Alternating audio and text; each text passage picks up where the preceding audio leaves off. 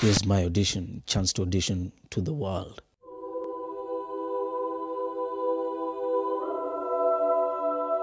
My name is Paul Ogola. I'm 25 years old. One thing I know about my country is there's a lot of talent.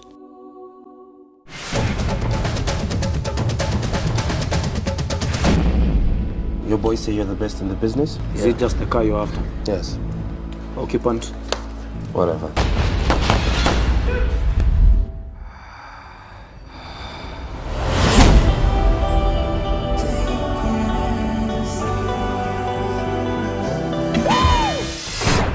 This is 22-year-old Paul Ogola, who through observing societal trends hopes to change the perception of the institution. When I'm being given a script, I look at the character and see how far is it from Paul. If it's too far, then that's the job I'm going to do. Or how powerful you are, no one is above the law. These events have caused undue excitement. Was his death an accident too? We are women in the land of men.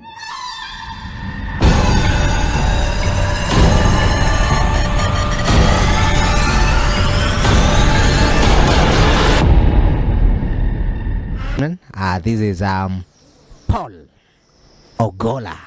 Karibu sana. Thank you so much, Emmanuel.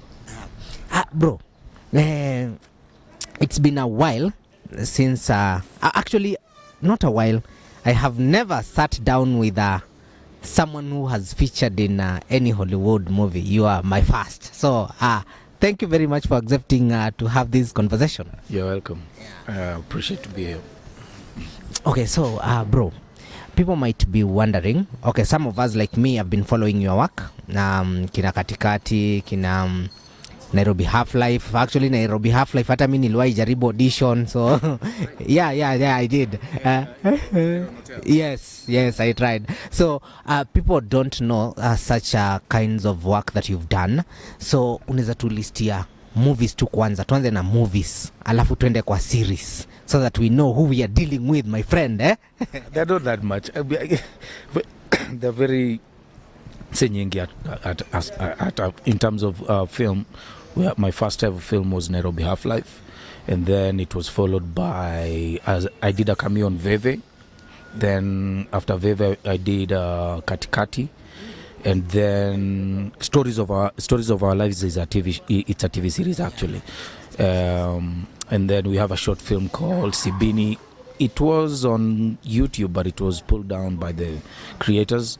Hard Shot, there's another 48-hour short film, of which I understand 48 hours filmmaking is coming, so you better be ready.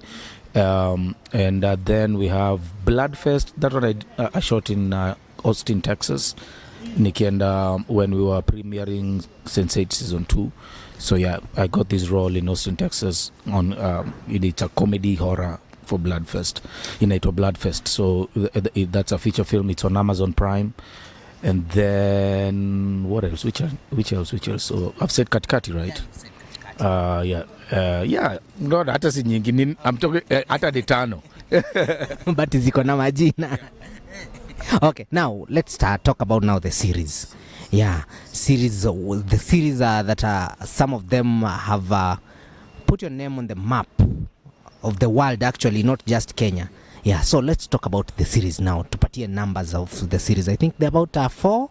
Yeah, 3, 4.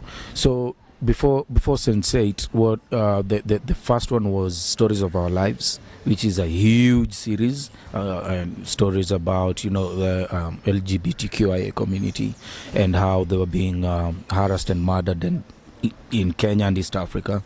The Nest Collectives did that, and they won huge awards in the continent and outside the continent.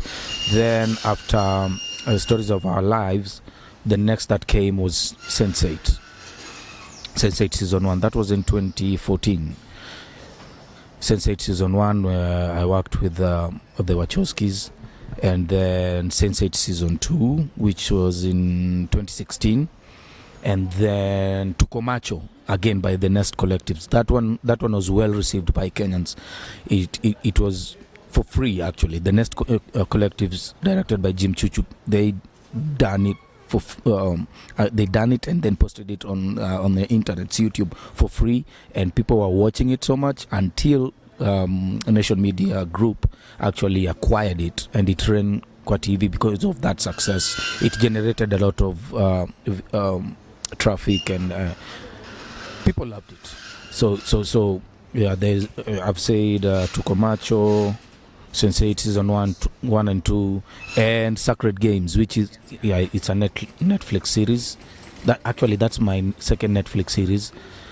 It's a Bollywood Netflix series, and directed by Sir Anurag Kashyap, and it was I was working with his name is Nawaz Siddiq. You know who Nawaz Siddiq is? Nawaz is like the Bollywood Daniel Day-Lewis. He's so good at just disappearing in a character. You'll watch him on different productions that you won't know. He's good at embodying characters. So pretty much that's what I got from an Indian director. Was like, yeah, that's our Daniel Day-Lewis, and I was like, oh wow. So it's an honor to be on the same works with Nawaz Siddiq. So yeah, it's just those four. And right now, at the moment, a Kenyan blockbuster, Crime and Justice. Yeah, and Canal. Congratulations. Yeah, because I really one thing about me is that I really like the courtroom movies, kina Suits, kina Good Wife. I've really followed, and I was so much glued in your part, like I said kwanza and si kuchocha. I watched the series because of you. Ulikuwa unatupostia nikashikwa na peer pressure. Mimi ndio huyo nikaanza. I binge watched. Ilikuwa imefika sasa, I think by the time I began watching it was episode 5. So I watched all the episodes at once, and I was really impressed with the set, the courtroom sessions, and you are kind of like a lawyer, So nikuulize, how did it feel to work on such a big project, actually a Kenyan big project? I'm always honored and happy to be in such sets that are presented by mostly international bodies or international individuals who come to our country to just explore our ability and what we can do really in this industry, because most of the time we've been slept on. That's the truth. We've been slept on. Good talents have been slept on in this country. So when this job came, I just went through the normal process of audition. Went for the first audition. I was never picked, actually. And then requested for a second audition. I persistently requested for a second audition, and the casting director, the good casting director, Lorella, gave me the second chance. And that's when I was spotted for Sokoro, prosecutor Sokoro. Got the role, met the director, auditioned again. He gave me the role now officially. So when I was given that particular opportunity to tell that story, it was a joy for me, because that's a character that I really was dreaming of ever executing, not the prosecutor, but that particular different characters. I've done Matatu Tout, I've done Muizi, I've done all these other energetic and hypey characters, but these are calm, composed, a 50-year-old prosecutor.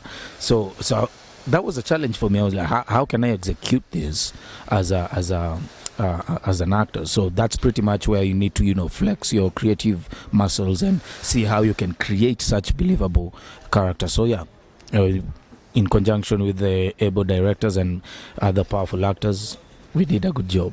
Wow, congrats. Now, there is somewhere that I read where you had said, you actually, not people, bloggers, you had said that you are having problem getting roles as an actor, because most Kenyan producers and casting directors are afraid, because they think like you really ask them a very huge amount of money because you've been on international gigs. So is that thing still happening, or at least for now they've Yeah, I want to know about that more. Yeah. Well, on the flip side,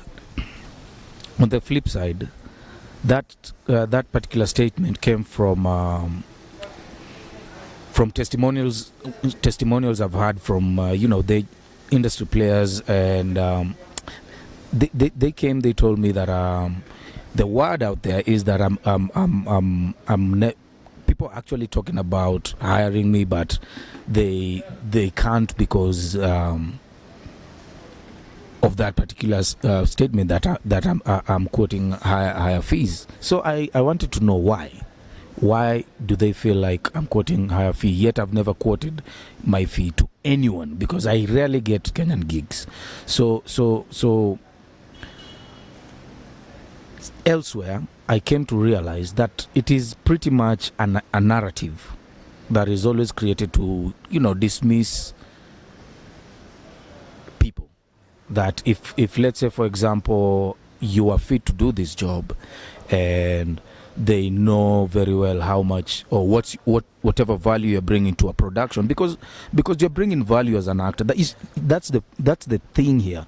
Most productions or most producers don't understand that an actor brings a lot of value, not the same but as important as any other person who's bringing their equipment, who has invested in lights or cameras. An actor really has sat down and invested their time in learning their craft, has sat down and invested their energy and emotions in immersing or pretty much synthesizing this particular script that you've given me so that I can give you a believable character. I really took time to know my craft, and I still do that till date, and it's not cheap. So when productions out there come with one size cuts for everyone, it's pretty much insulting to artists who really live and breathe acting or camera work or lighting or cinematography. It's an insult to them. So how do they cover that insult? It's by giving it a pretty flip side story that this person is expensive. What is expensive? That would be the question. What is expensive? Expensive could be maybe that's the price you need to pay for being a professional to let's say a performer. If you let's say, for example, I'm supposed to let me use a very good example that you've written a story about. I'm supposed to play a biopic in the next 6 months. I'm supposed to play a biopic about Orengo, let's say, and then you don't communicate to me in good time for me to even prepare, and you communicate to me, let's say, a month to. So it means I'll have to work extra hard to embody this character, which means extra hard starts from the looks. If it's working on my weight, I have to work on my weight. If it's working on my hair, I have to go get hair products that would get my hair to be the size of Orengo's hair. Because when you're talking about a biopic, you are talking about somebody who's alive, or somebody who was once alive, and you're retelling their story. So you have to really transform yourself to this particular person, and transformation is not easy. It's not cheap. If you're supposed to go to the gym, you will go to the gym. It's supposed to add weight, you will source for a dietary instructor who will give you diets that would healthily give you the weight you're looking for. All these are resources, but you see, these are processes that most of productions don't look. They think that they can find performers who are ripe like a banana and then wakuchune tu na 5 bob. You see, these are the details that people don't get to talk about. They always want to, most of them, not all of them, other productions are very professional. Kenyan producers, very professional, they communicate in good time, but most of them love shortcuts, and they want the best of you. When I say cheaper, it's even a gooder price. They want it at almost no price. Almost zero. Yes, yeah. Sometimes they really exposure. It's exposure. That's abuse, right? And it's suable. Let me put my prosecutor. That's abuse, and it's suable. And since we are in Kenya, even if you sue, you know what happens. So if you cannot if you cannot afford, and afford I mean not just monetary wise, I mean the whole process, the profession. If you cannot afford an artist's professionalism, just let him be or let her be. Yeah. Now, I want my director to give us a short break, then we come back. Now we were talking about your professional life. I now want to go now not to your professional life. So we'll have a short break, then come back and